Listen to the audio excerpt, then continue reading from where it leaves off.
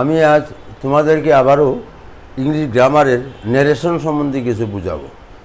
সেদিন আমরা এর আগের ক্লাসে ন্যারেশনের অ্যাজারটিভ সেন্টেন্স কিভাবে পরিবর্তন করতে হয় তা শিখেছিলাম।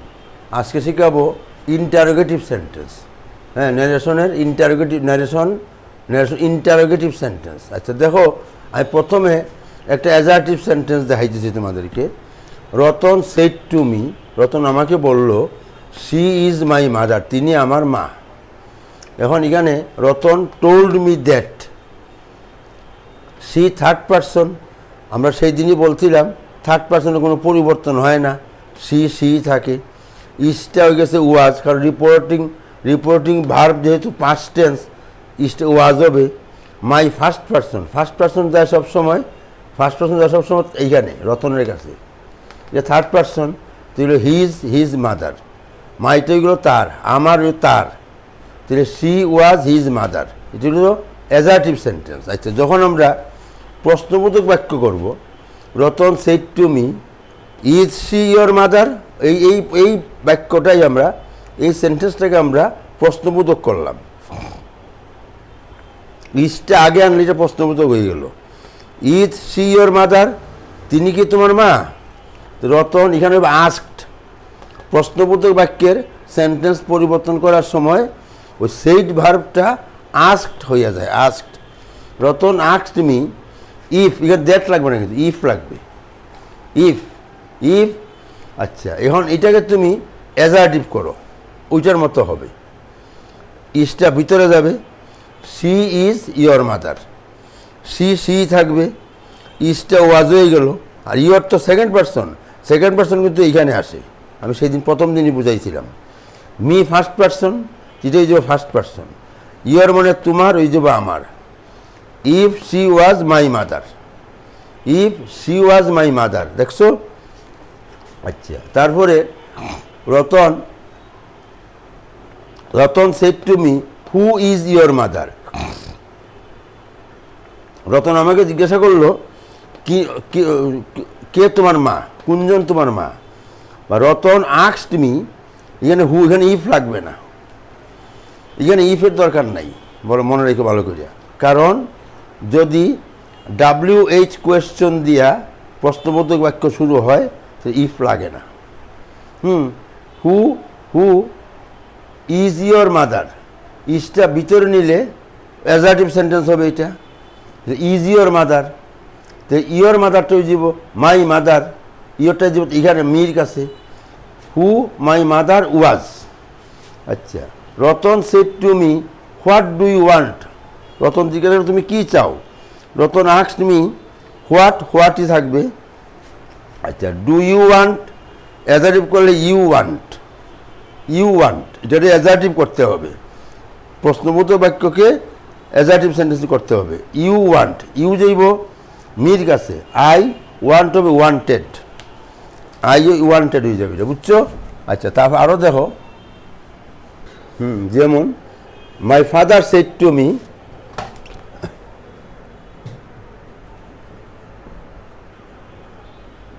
my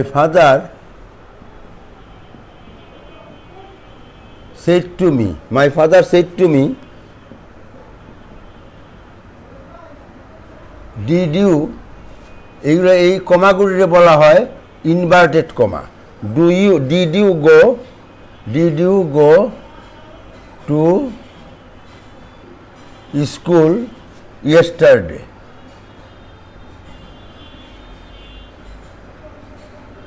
প্রশ্নবোধক চিহ্ন, ইনভার্টেড কমা শেষ, মনে রেখো ভালোভাবে। হ্যাঁ, my father said to me, did you go to school yesterday. দেখো এখানে কিন্তু ভার্ব হইল গো, কিন্তু আগে একটা ডিড আছে, ডিড কিন্তু পাস্ট টেন্স। তাহলে এই সেন্টেন্সটা পাস্ট টেন্সে আছে, কিন্তু এটাকে অ্যাজারটিভ করলে কী হবে জানো? অ্যাজারটিভ করলে ইউ গোটা যাব ওয়েন্ট, যে যাব you went to school yesterday. আমরা যদি এই প্রশ্নবোধক বাক্যটাকে অ্যাজাটিভ করি, এটা you went to school yesterday, ডিডের পরিবর্তে ডিড উঠে গেল গো, এই ডিড বসছে, এই সেন্টেন্সটাকে প্রশ্নবোধক করার জন্য ডিড বসানো হয়েছে। এখন আমরা এখানে কী লিখবো, মাই ফাদার আস্কড মি, হ্যাঁ এখানে ইফ লাগবে কিন্তু, ইফ, কারণ হোয়াট, হুইচ, হু, হোয়ার, এগুলো হয় WH কোয়েশ্চন। যদি এখানে হু, হুইচ, হু, হোয়াট ইত্যাদি থাকে তাহলে ইফ লাগে না, মনে রাখবো সব সময়। আর যদি WH কোয়েশ্চন না থাকে, সাহায্যকারী ভার্ব দিয়া, অক্সিলারি ভার্ব দিয়া প্রশ্ন করা হয়, তাহলে কিন্তু এখানে ইফ লাগবে। তাহলে my father asked me if কইয়া কিন্তু অ্যাজাটিভ করলে কিন্তু এই সেন্টেন্সটা হবে। ইউ যাব কার কাছে, মির কাছে, সেকেন্ড পারসন আসে কিন্তু এখানে, মিল আই। ওয়েন্ট কি হবে, পাস্ট টেন্স, হ্যাড গান, আই হ্যাড গান টু স্কুল। ইয়েস্টারডে পরিবর্তন হয়ে কী হয় জানো, দি প্রিভিয়াস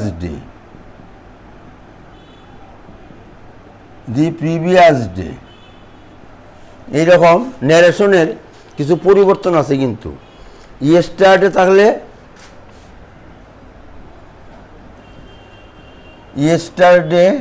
থাকলে এটা হয় দি প্রিভিয়াস ডে,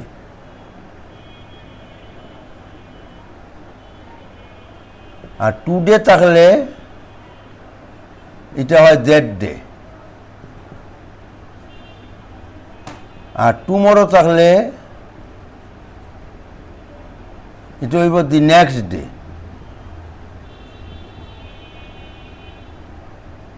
নাও থাকলে হয় দেন, হয়। এগুলি মনে রাখো, ন্যারেশনে এগুলি পরিবর্তন হয়। এরপরে কিন্তু তোমাদের আসবে প্যাসেজ ন্যারেশন, বুঝছো, প্যাসেজ ন্যারেশন আসবে তারপরে। আচ্ছা, এটা কী করলাম তাহলে, my father said to me did you go to school. এই রিপোর্টেড স্পিচ কোন টেন্সে, ভার্ব কিন্তু গো, তোমাদের মনে হইতে পারে এটা প্রেজেন্ট টেন্স, কিন্তু আসলে প্রেজেন্ট টেন্স না, কারণ ডিড দিয়ে প্রশ্ন করছে। যদি ডু থাকতো, যদি থাকতো হ্যাঁ ডু ইউ গো, তাই কিন্তু এটা প্রেজেন্ট টেন্স হইতো। আচ্ছা, তারপরে দেখো, তারপরে আরেকটা সেন্টেন্স আছে, মনে করো, হ্যাঁ, the girl said to her mother have you brought a pen for me.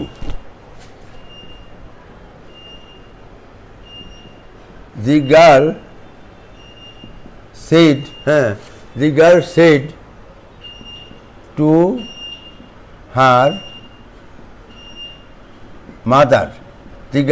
to her mother, have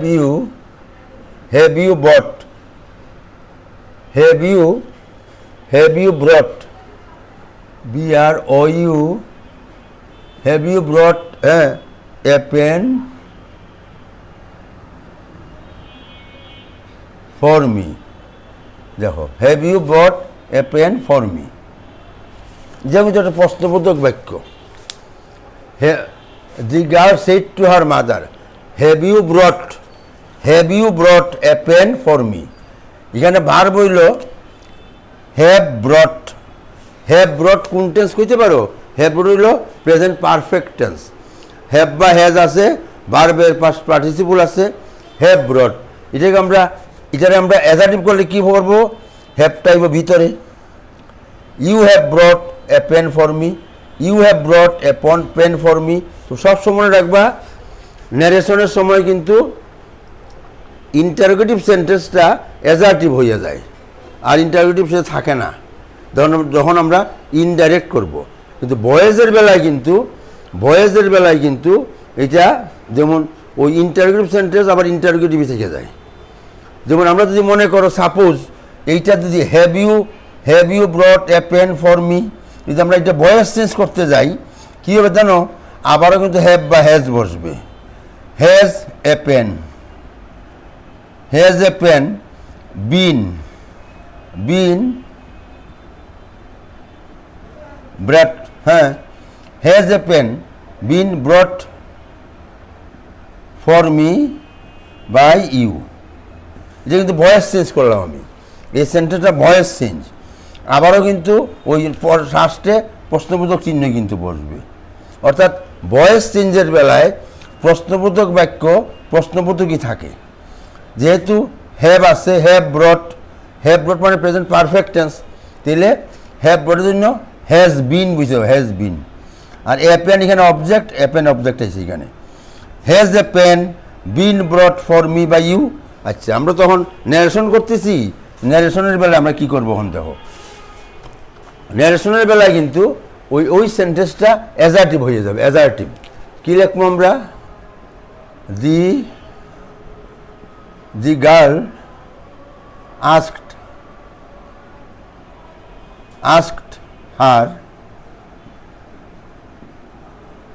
asked her mother। এখানেও কিন্তু ইফ লাগবে, এখানে ইফ লাগবে, কারণ ডাব্লিউএইচ কোয়েশ্চন নাই, ইফ বুঝা। অ্যাজার্টিভ করলে কী হয়? ইউ হ্যাভ ব্রট, ইউ যাইব কার কাছে? ইউ যাইব এখানে মাই মাদার, হার মাদারের কাছে, মাদারের কাছে। এখানে ইফ সি কুইয়া ব্যাকেটে তুমি এম দিতে পারো, তো মাদার বুঝাইতেছে। এই সি যে কাকে বুঝায়? মাদার। কি? If she have brought, had ব্রট,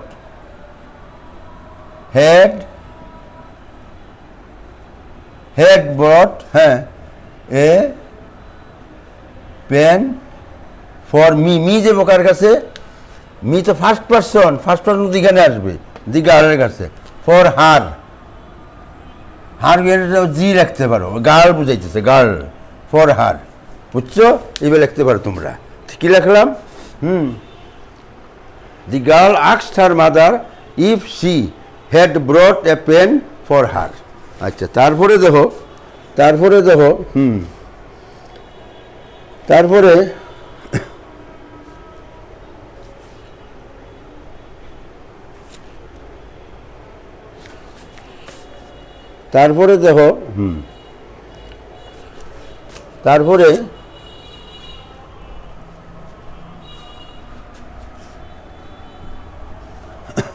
তারপরে দেখো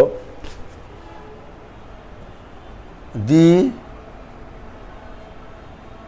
teacher said to the students, হ্যাঁ, what have you done at home yesterday? What have you done at home? প্রশ্নবোধক চিহ্ন দিয়া ইংরেজি। What have you done? The teacher said to the students, what have you done at home? অর্থাৎ তোমরা বাড়িতে কি করিয়াছো? প্রশ্ন করলেন দি টিচার। যেখানে the teacher asked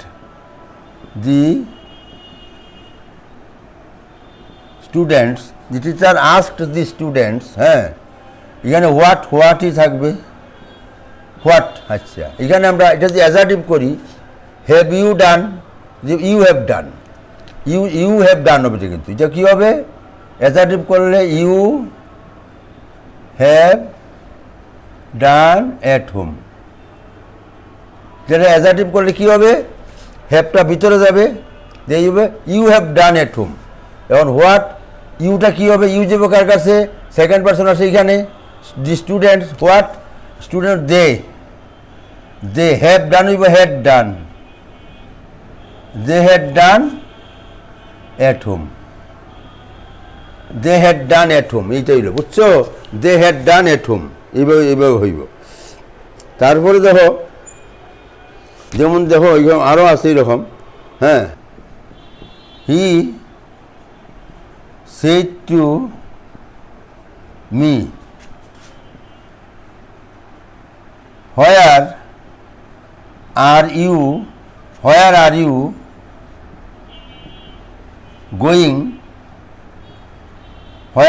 you going now? তুমি এখন কোথায় যাইতেছো?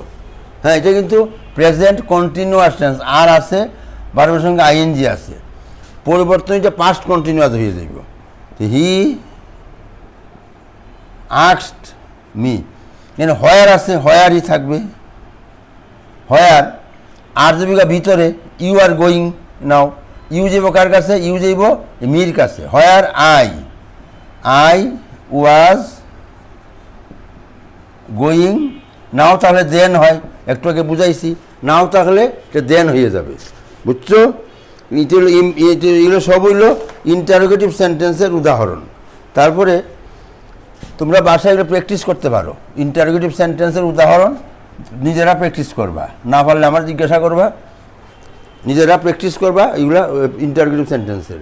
হ্যাঁ, তারপর আগামী দিন তোমাদেরকে আমরা ইম্পারেটিভ সেন্টেন্স বোঝাবো। ইম্পারেটিভ